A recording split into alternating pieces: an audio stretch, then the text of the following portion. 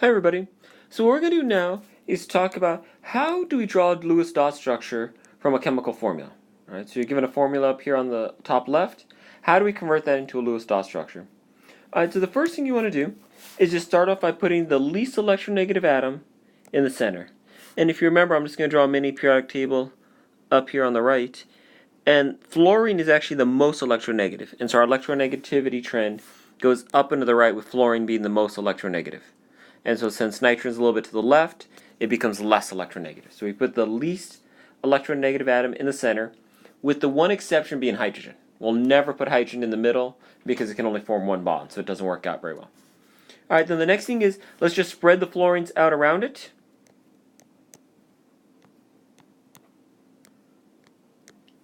Alright, and now we just got to connect them, right? It's one molecule. So let's put a bond that links all of them together. Alright, now what you want to do is give everything its octet. And so if you remember, each bond counts for 2 electrons. So if we start with nitrogen, it's got 2, 4, 6. So that means it needs 2 more electrons to give us 8. Since fluorine only has 2 electrons, it needs 6. So we'll do that in the form of 3 lone pairs. And it'll be the same for all 3 of the fluorines.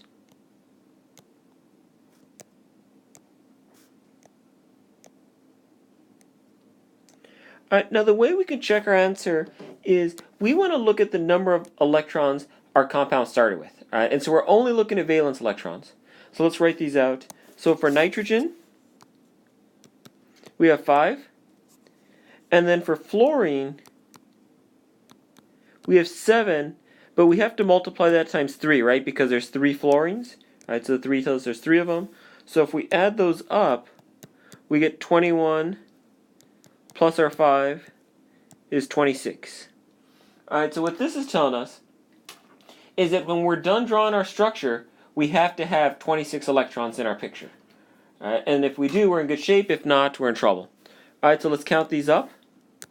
There's 8 here. Alright, so let me circle those. So we get 8, 8, 8. So that's 24. And then we have 2 more here. And so that gives us 26. Alright. And so since we have 26 in our final picture, we had 26 to begin with, we know our structure is correct. Alright. And just to kind of review a couple things. One, everything has an octet, so we're in a good shape. Alright. The least electronegative atoms in the center, and then we just kind of want to spread out these atoms. Alright. And so that's how we draw a Lewis dot structure. Alright, let's try another one. Alright, same idea. We have our formula here, CH2O. Now, what we want to do is put the least electronegative in the center, with the exception of hydrogen. Right? We said hydrogen will never be in the center. Alright, so that means carbons are least electronegative. So let's put carbon in the middle. And then we'll just put the other 3 atoms around it. Now, it doesn't really matter. I put the hydrogens on the right and left. You could put them anywhere. It doesn't really matter. Just spread the 3 out around it.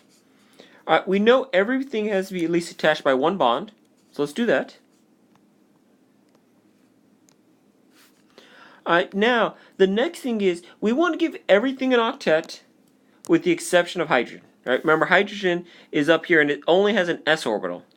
And since it only has an s orbital, hydrogen only needs 2 electrons.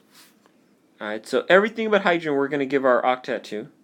So let's do that. So carbon has 2, 4, 6 electrons. So that means it needs 2 more.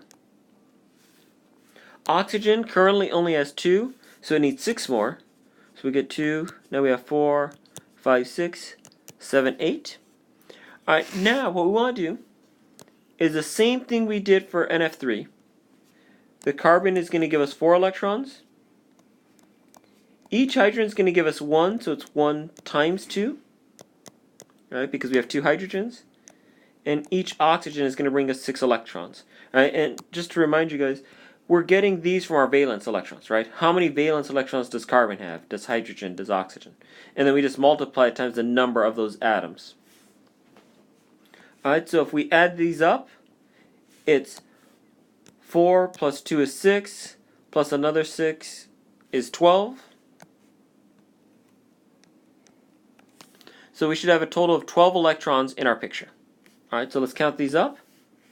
We have 2, 4, 6, 8, 10, 12, 14. Alright, so we have 14 electrons. Now that's a problem because we only have 12 to start with. So what that tells you is that you got to somehow get rid of a pair of electrons. And the way we can do that is, instead of giving two atoms lone pairs, what we can do is make them share electrons, right? Because then they both can get it towards their octet. So what we'll do is get rid of this lone pair, get rid of this lone pair, and make a double bond. Right? And that actually works out because then that gives us our 12 electrons in our final structure. And if we draw this out, and I'm just going to draw the same picture just a little bit cleaner.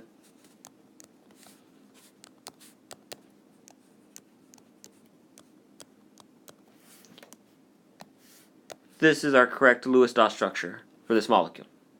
And so the key thing for this one on the example here is, if you have too many electrons in the structure you originally draw, then it means that you probably got to go back and put some pi bonds. And so for every 2 electrons that you have too many of, it means you got to put back 1 pi bond. Alright, and the best place to do that is places that have lone pairs right next to each other. It probably means instead of having their individual lone pairs, you can make a double bond. Alright, let's try one more. And one of the things I want you guys to know is we're going to do one with a charge. Alright, so we're going to talk about the charge here in a minute. Alright, but let's just start where we've been. We have a carbon and 3 oxygens. Carbon's the least electronegative. So that means that goes in the center. And then we'll put our oxygens around it. We know they have to be connected, so let's put a bond to each one. Alright, now let's go through and give everything the octet.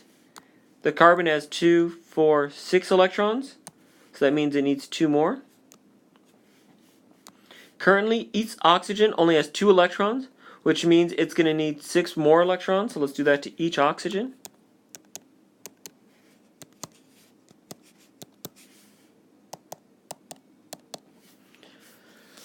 Now, we're going to do just like we did before. Each carbon is equal to 4 electrons. Each oxygen brings 6, but since there's 3 of them, it's going to give us a total of 18. And then now, let's add that up. We get 22. We have to add an electron for every negative charge we have. Alright, so this is a -2 charge. So that means we have to add 2 more electrons. And so that gives us 24. So that means when we add these up, they have to equal to 24. If we have too many, that means we got to go back and make some double bonds. So let's try this. If we look at this first one, there's 8 here. So that's 8, 16, 24, 26. So we have 26 electrons. And sometimes you can just show electrons with E with a negative charge. And so that's the problem, right? We have 24 is what we should have. But when we draw our structure, it's got 26. So what that means is, just like before, we're going to take 2 lone pairs, cross them out, and make a double bond. Right, so we'll get a double bond here, and we're going to cross out the lone pair on one of the oxygens and on the carbon. And it really doesn't matter. You wouldn't do it between 2 oxygens because there's no way to put a bond between those, but you could have done it between this lone pair on the carbon and any one of the 3 oxygens. All right, now if we look at that, we lost 2 pairs of electrons, or 2 electrons, and so we lost 1 lone pair. It gives us our 24 electrons. And so if I just redraw it to make it just look a little bit cleaner,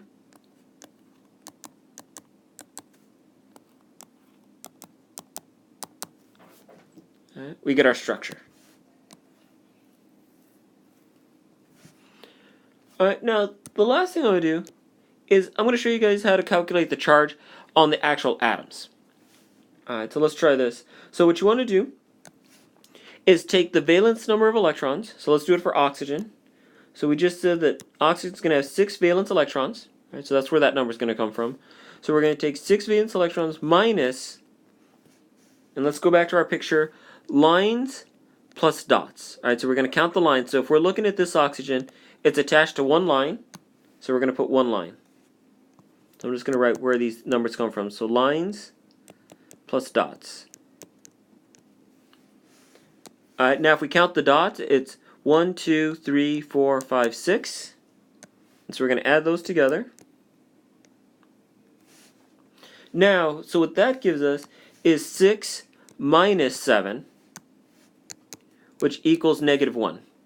So that tells me this atom here actually has a formal negative 1 charge.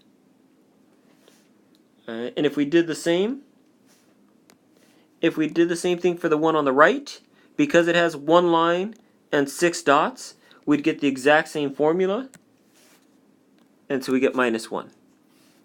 Alright, now let's try the oxygen on top. So we're going to have the oxygen still has 6 valence electrons, minus, and now we're looking at this top one, so there's 2 lines, so we'll write that in there, plus, now though, there's only 4 dots,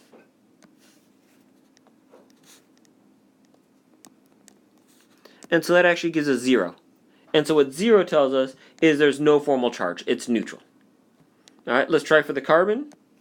If you remember, carbon has 4 valence electrons, so it'll be 4 minus. And if we look at it, it's got 4 lines.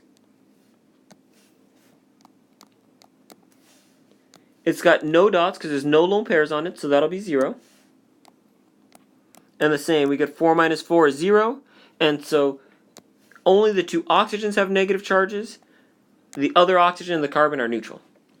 And where this really comes from is lines represent the bonding electrons because they're sharing those electrons. Dots symbolize the unpaired electrons, right? Or the unbonded electrons. Alright, hopefully this helps.